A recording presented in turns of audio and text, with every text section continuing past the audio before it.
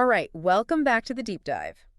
We like to get into the nitty-gritty, and today we're diving into something, well, pretty thorny, kind of right in that sweet spot where social theory and ethics collide, group rights. Yeah, spot on. And for a mind like yours, someone who really likes to dig deep, this isn't just about, who gets what slice of the pie. It's about the very essence of rights. What are they? And who or what can actually hold them? We're going to dissect this whole idea of rights that belong to a group, but as a group, right? Not just the individual rights of all the people in it. Yeah. Separate. Right, so, where do we even begin? We got to define this thing, group rights, and how they're different from other ideas that sound kind of similar. Exactly. Think of it like this. A group right is a right held by a group qua group. Qua group. Okay, you got to love some Latin. Right. It adds a little flair.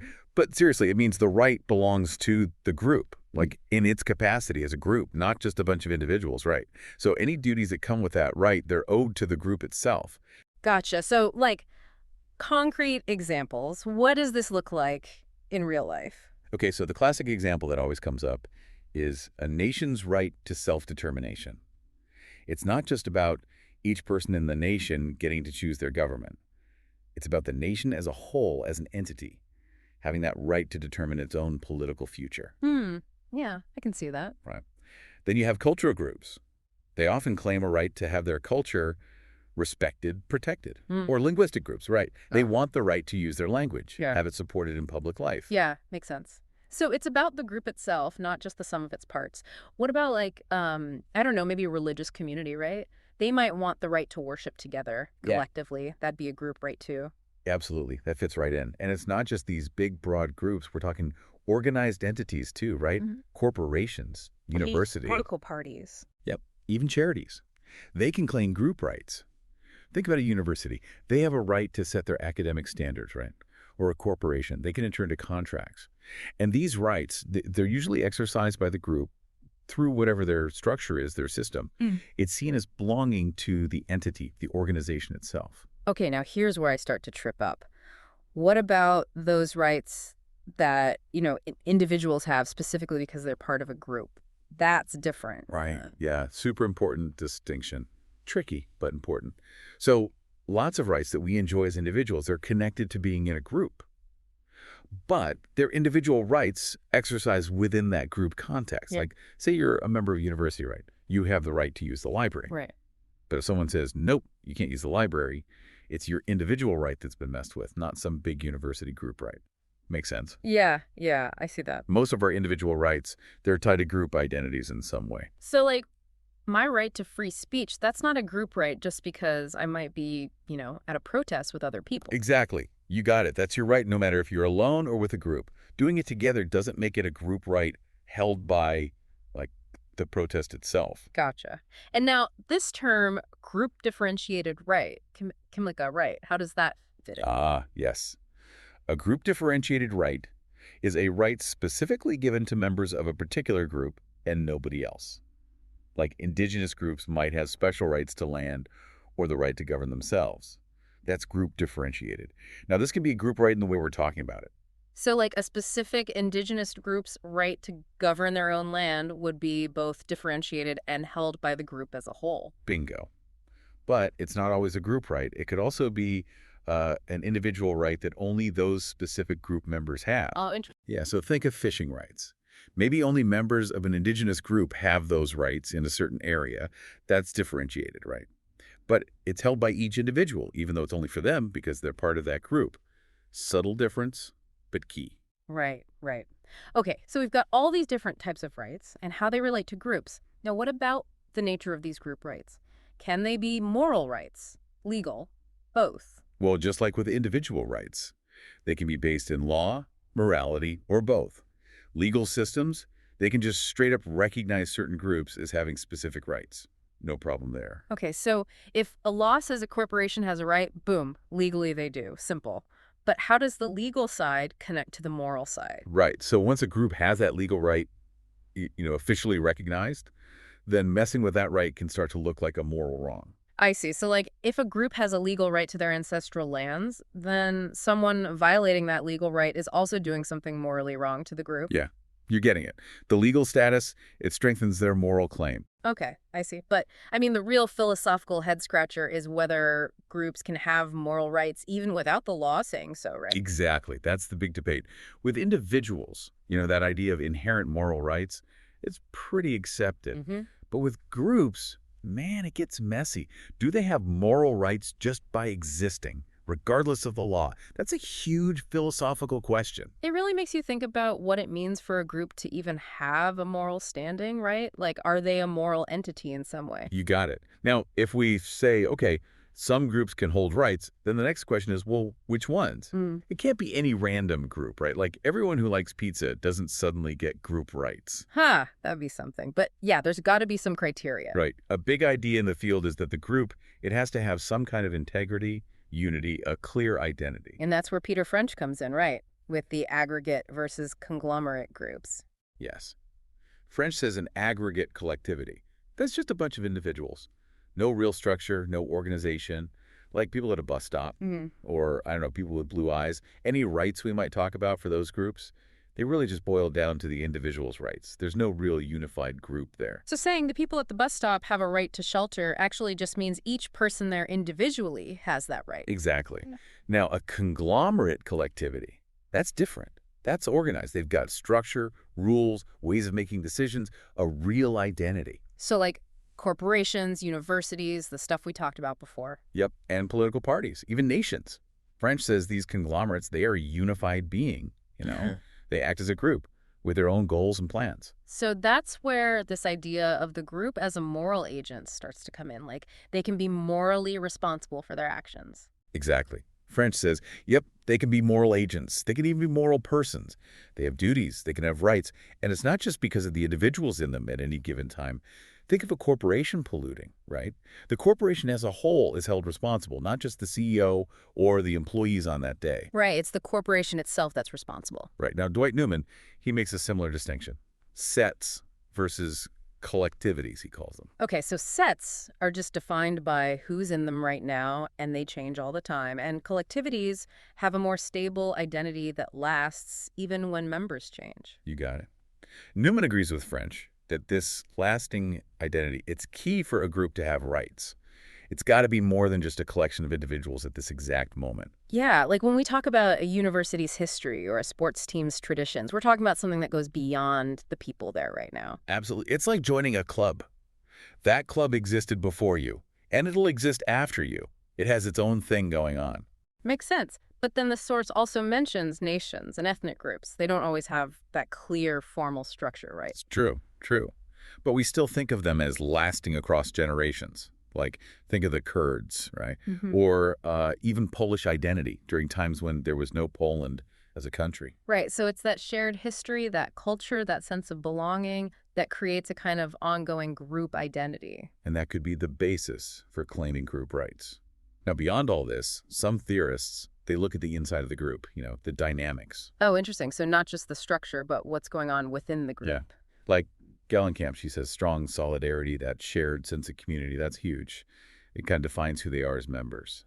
Then you've got McDonald, he focuses on like shared values, shared obligations, that moral glue that holds them together. And May and Sheehy, they look at the relationships between members. Exactly. The web of connections, the shared interests, the well-being they get from being part of that group. Yeah. That's what makes it a candidate for rights, they say. So even if a group has a strong sense of we-ness, a lot of unity, there are still those who say, hold on, does that actually make them capable of having rights in a moral sense? That's the million-dollar question. Like, yeah, they feel like a we, but does that translate to being a person morally? Can they have independent interests? Skeptics say, nope, only individuals can truly be moral agents. Which takes us to the heart of things. How do we even understand rights? That choice will theory versus the interest-benefit theory. Right. It's foundational. Mm. So choice or will theory, it's all about control. If you have a right, you have control over the duties others have towards you. You can choose if those duties are done or not. So a group would need to show they can make choices as a group, have that control. Exactly. That fits with French's view of conglomerate collectivities, right? They have decision-making systems. Mm. They can act together. Now, the interest or benefit theory, it's different. It's about well-being. Does this right serve the right holder's interests? So even if they can't choose, a group could still have rights if those rights protect their well-being. You got it. Leon, for example, he talks about the direct intended beneficiary. A right exists if the right holder directly benefits from the duty imposed on someone else. Makes sense. And then there's Raz with his sufficient reason idea. Right, Raz is a bit more nuanced. He says a right exists if some aspect of the right holder's well-being is a strong enough reason for someone else to have a duty. So if a group's well-being is a good enough reason for someone else to have a duty, boom, group right. Okay, I'm starting to see how these theories can be used to argue for group rights. Right. And you see these arguments play out in the different views. Agency-based views, they love that choice theory. It's all about the group acting intentionally. Interest-based views, they focus on the group's well-being, their interests. So French, Liszt, and Petit, they're big on agency. Exactly. French, with his organized groups, they can make decisions. They're agents. Liszt and Petit, they talk about group agency. That comes from how individuals in the group think and want things. If group can form intentions together and act on them rationally, they say, well, that's a performative person. They can have obligations and rights. So even if the group's mind isn't just the sum of its parts, it can still emerge from their interactions. Yep. And then Preda, she comes in and says, hold on, only groups with formal decision-making procedures can have rights. Because those procedures are what allow the group to act intentionally. Exactly. Now, on the flip side, you've got those interest-based views. With folks like Graham, May, MacDonald, Sheehy, they're all saying groups can have interests as groups. Yep. And those interests, they're not just everyone's individual interest added up, it's something more. So groups can be harmed or benefited as a whole, which means, hey, maybe they need rights to protect those interests. And Newman takes that idea even further, right? Oh yeah, you've got a whole system. He says collectivities. And this includes a lot of groups, like corporations, churches, cultural groups. They're defined by their values and how they're structured. They're not just their members, but they have moral status, they have interests, and those interests can be the basis for rights. It's like recognizing that the group has a life of its own, in a way. Exactly. And then you've got Yovanovitch. He's got this idea called value collectivism. Value collectivism, okay. Specifically about those pre-legal groups, like nations, ethnic groups. He says they have this inherent value as a collective that doesn't depend on how their members are doing individually. And that's what gives them a claim to rights. Interesting. So it's not about the members' well-being, it's about the inherent value of the group itself. Right. Very different from some of those other interest-based views. Okay, so we've talked about who might hold group rights, why they might have them. Now we got to tackle how we even understand those rights. Corporate versus collective conceptions. Okay, this is a big one, right? Huge. It's like a fork in the road. The corporate way of seeing it, it's traditional. The group right is held by the group as one whole entity. It's the group's right, just like a person has a right. So the nation's right to self-determination, under this view, would belong to the nation as a whole, not just the individuals within it. Exactly. It's like the group is a single actor. Yeah. Now, the collective way, that's different. The group right is jointly held by a bunch of individuals. It's their right, not some separate group thing. Okay, so the focus is on the individuals, but acting together as members of the group. Right on. The justification for the right is in their shared interests, or their relationship to each other as members of the group. And Raz is the big name for the collective view, right? Oh yeah, he's the man. He lays out 3 conditions for a collective right. 1, it's got to be based on people's interests. 2, those interests are about being a member of that group and wanting a public good. And 3, no single person's interest is enough on its own to create that right. It's got to be the combined weight of all those individual interests. So it's recognizing that sometimes our well-being is tied to the well-being of our group. You nailed it. And Raz, he ties this back to his interest theory of rights. He even says that others' interest in the right holder having that right can be part of it. Like, think of cultural preservation. It's not just the group members who care about that, right? Yeah. Society benefits too. I see. So even outsiders' interests can factor in. Exactly.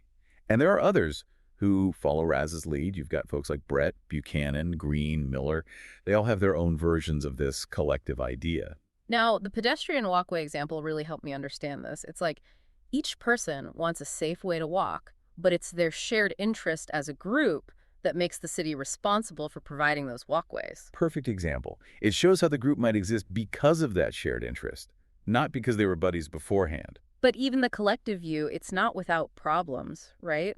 True. It can be tough to explain group interests that seem to come before the individual's interests, like a sports team that wants to win a championship. Players join to be part of that goal, it already exists. Right, it's not just the sum of their individual desires. Exactly. And then, how do you explain a group's identity lasting when the members change? If it's just the current members' rights combined, Mm. shouldn't the right change when the members do? Yeah, that's tricky. But I guess for some groups, like those cultural or linguistic groups, that constant change is part of who they are, right? Good point. And sometimes a right could be seen as both corporate or collective. Depends on how you look at it. It's not always black and white. Nope. And it's interesting, we don't usually call rights held by institutions group rights. Oh, like a parliament's right to make laws? Yeah. Maybe because we think about the institution's role, not so much the group aspect of it. Yeah. Anyway, moving on. Let's talk about what these rights are for. Are there goods that are just like inherently group things? Public goods come to mind, right? Things everyone benefits from. Yeah, Raz thought maybe group rights are mostly about public goods for the group. But like clean air, national defense, those benefit everyone. But each person can still have a right to those things, right? So you can have an individual right to a public good. Exactly. It Yeah. gets complicated. Hmm. Now, Rayom, she brings up participatory goods. Okay, what are those? They're a special kind of public good. You only enjoy them if others are enjoying them too, like friendship, being in a band. You can't have those things alone. Ah, right. So it's inherently social. Yep. Taylor calls them irreducibly social goods. Same idea. Rayom says the right to these things, it has to be a group right. It's not just about being allowed to participate.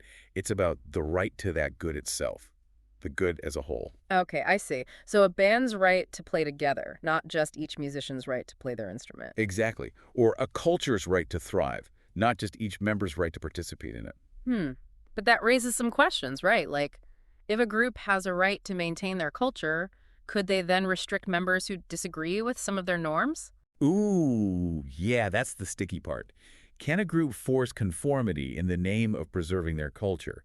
Can they, like, make people speak their language if they have a right to it? Right. Rayom acknowledges these tensions, but she says her argument doesn't have to lead to that kind of coercion.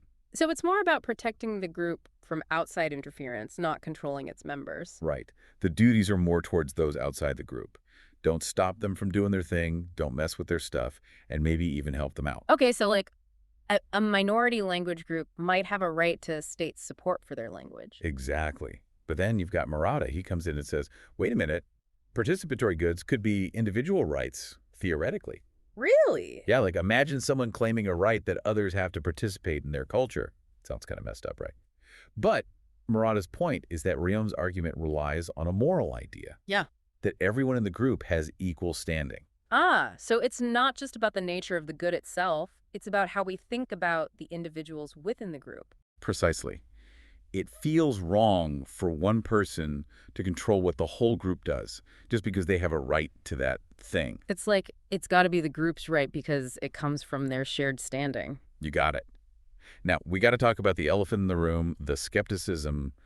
Some people just don't buy this whole group rights thing. Right. There's a lot of pushback. Yeah, and it usually comes in two flavors. One, can groups really have rights?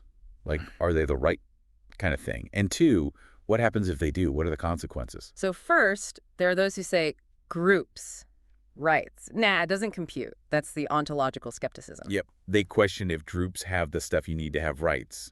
They say groups are just collections of individuals, no unified will, no consciousness. No little group brain controlling things. Exactly.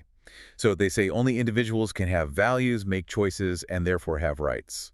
And this whole corporate personhood thing, just a legal trick, not real moral personhood. So when we say a corporation has a right, for them, we're just talking about the rights of the people in it. That's their take. Then you've got the sociological skeptics. They're all about how fuzzy group identities can be. Right, like what even is a group? Yeah. Sometimes. Exactly. It can be so fluid, it depends on the context. And they say, by giving a group rights, you might actually be creating that group more than recognizing it. It's like picking which bunch of people gets to be the group that matters. Like drawing a circle around some shifting sand and saying, see, this is a thing. Uh-huh. Perfect analogy. And don't forget, we all belong to multiple groups, right? Yeah. So which one gets the rights? It gets messy. Then there are those who say, okay, maybe groups can have interests, but do they have the other things needed for rights? Like sentience, being aware, being able to feel. Exactly. Groups don't feel pain, they don't have experiences the way individuals do, and even if they could act in an organized way, is that really moral agency? Some say no. And then the big one, moral standing skepticism. Only individual humans have ultimate value. Yep. Value individualism. Yeah. It's all about the individual. Any value a group has, it's because of how it helps individuals. So ultimately, rights have to be about individuals. It seems like a lot of this is aimed at that corporate view of group rights, right? Yeah. Where the group is a separate being. Exactly. The collective view, it kind of sidesteps those problems because it's not saying the group is some separate moral thing.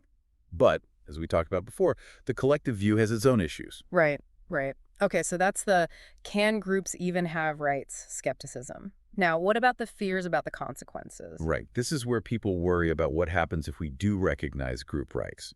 What does it mean for individuals? Like, if we focus too much on the group, do we lose sight of the individuals within it? Exactly. What about the people who disagree with the group or have different needs? The group's voice might drown them out. And there's the worry that group rights could be used to oppress members. Big time. Imagine a group with a right to enforce its rules. That could get scary, especially if it's a group you can't easily leave, like one based on your ethnicity.